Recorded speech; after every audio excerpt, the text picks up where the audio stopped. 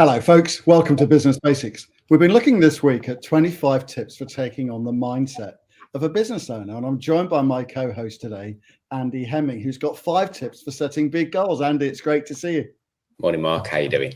Yeah, brilliant. Thanks for coming on. You've got 5 tips around thinking big and setting big goals. This is the first point, isn't it? Stephen Covey talks about start with the end in mind. So if you're going to take on the mindset of a business owner, climb off the treadmill of your business and start thinking about what this thing looks like when it's finished.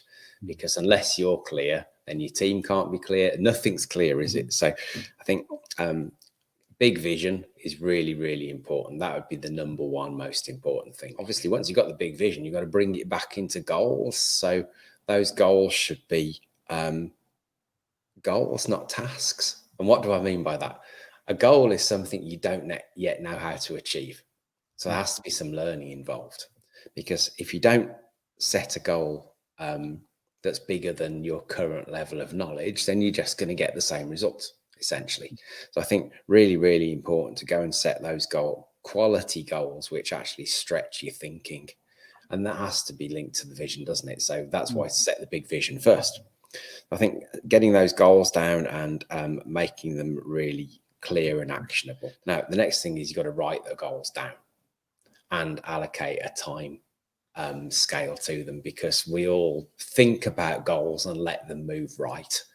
So this is about creating some accountability for yourself and your team.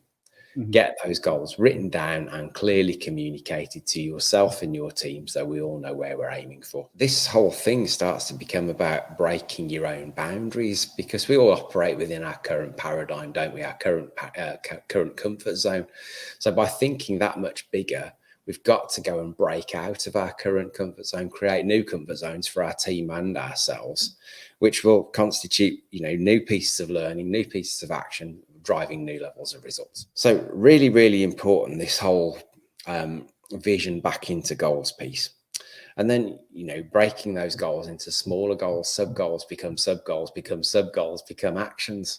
So how do you climb a mountain one step at a time? How do you eat an elephant one bite at a time? So the elephant might look a bit undigestible to start off with, if that's your vision. But if you bring it back to small enough steps, then we're actually going to end up at something whereby you don't. I saw a meme once, and it said you don't have to see the whole staircase to take the first step.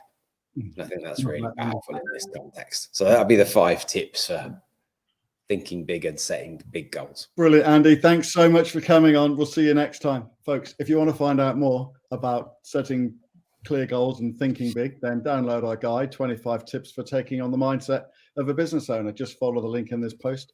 We can't wait to hear from you. Until next time, bye for now.